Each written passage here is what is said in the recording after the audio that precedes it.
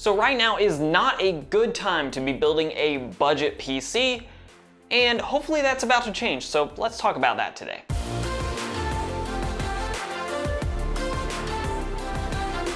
So today I sat down and started looking at topics for a potential next video. So I visited Google Trends because it's a good way for me to gauge where the interest in the gaming PC sort of market lies with viewers. You know, what types of topics are you interested in? And I did notice that in the last 30 days or so, a related search to gaming PC has been $500 gaming PCs. So I was like, you know, hey, maybe I can put together a $500 gaming PC parts list for people so that you can go out, click and buy what you need to, and there you go. The problem with that is it is getting really hard to build a decent $500 gaming PC, especially if you compare it to $500 gaming PCs that you could build in recent months. Now, of course, there's no way to get around the global pandemic with this. It does finally look like it is starting to influence fairly heavily, depending on what market you're in, the gaming PC or just the PC market in general, especially when it comes to buying certain components. It's just getting harder and harder to find components that are at a decent value. Now, as it stands right now, the go-to recommendation that I have for pretty much every builder out there has been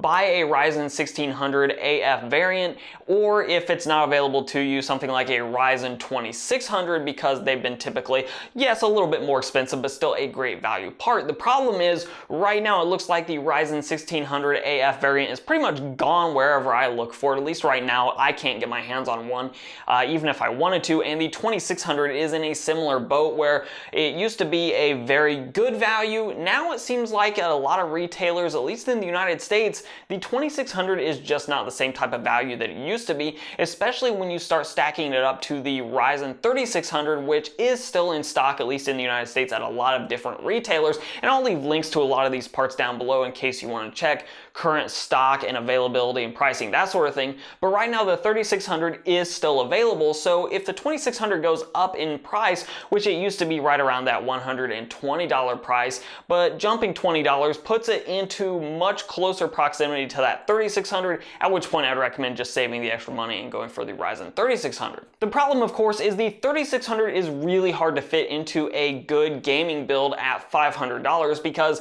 at that sort of budget pricing, $200-ish CPU after you factor in shipping and taxes is just not going to be possible to fit it in with a decent GPU. So some of the components that are actually in decent shape right now, at least in the United States where my market is, seems to be cases are fine, power supplies are a little bit inflated, but still not out of this world expensive. SSDs and storage in general still seem fine. Memory seems fine. Motherboards seem fine. Graphics cards, they're a little bit hit and miss, but they seem to be, for the most part, still available if you're buying brand new cards at reasonable prices. The big problem right now is the CPU front. Right now, the budget CPUs just seem to be gone completely, at least when you're looking for a good value at that sort of budget price. Sure, you can still find a CPU at $100 or around that price, but whereas a month ago you could have just ran over to Amazon or somewhere and picked up a Ryzen 1600 and had a fantastic CPU for that money,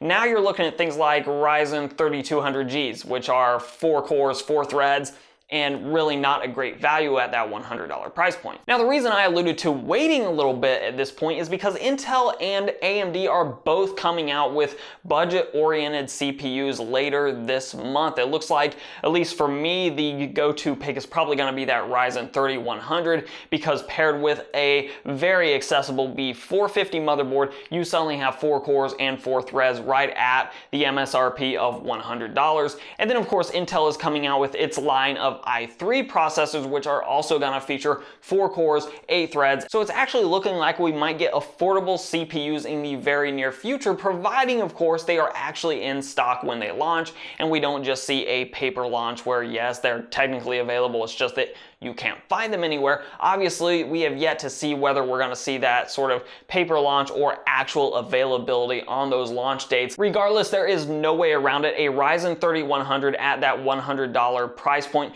is going to be a much better value than picking up something like a Ryzen 3200G. You're obviously getting the same amount of cores, you're just getting newer architecture with the 3100 as well as double the threads, so it's just going to be a much better gaming CPU. If we've seen in some of my recent videos that 4 cores and 4 threads is certainly starting to hold some modern games down, it looks like the 3100 is just overall going to be a much better value for gamers. Obviously, if you're just trying to build a general purpose PC and you don't really care how good your graphics are, then the 3200G would be just fine because it gives you those integrated graphics. You don't have to pick up a dedicated GPU, but for gamers, that's really not going to be your go-to. Now, the good news is if you have a little bit more money to throw at the problem of building a gaming PC, at least in my market, there are still other higher end parts readily available. Again, I mentioned the Ryzen 5 3600 is a great go-to chip for that sort of mid-range gaming PC, but it's impossible to say how much longer that's going to be the case. As those get sold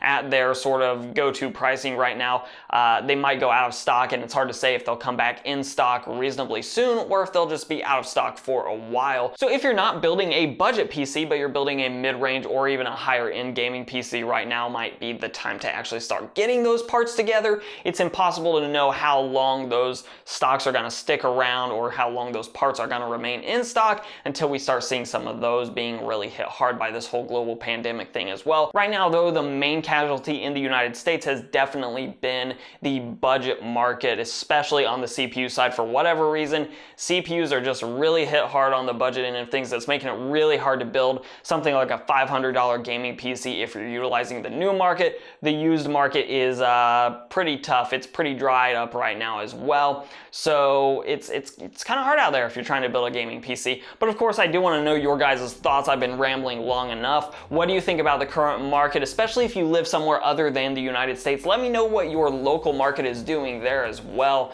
because I am curious how things are going around the world in general when it comes to building PCs. And of course, if you like the video, give it a like, share, subscribe, comment. All those things are very helpful for the channel. You can follow me both on Instagram and on Twitter at Hoosier Hardware. And as always, I'll let YouTube queue up a couple more videos from my channel for you to watch. I'm Shane with Hoosier Hardware, and I'll see you guys in the next video.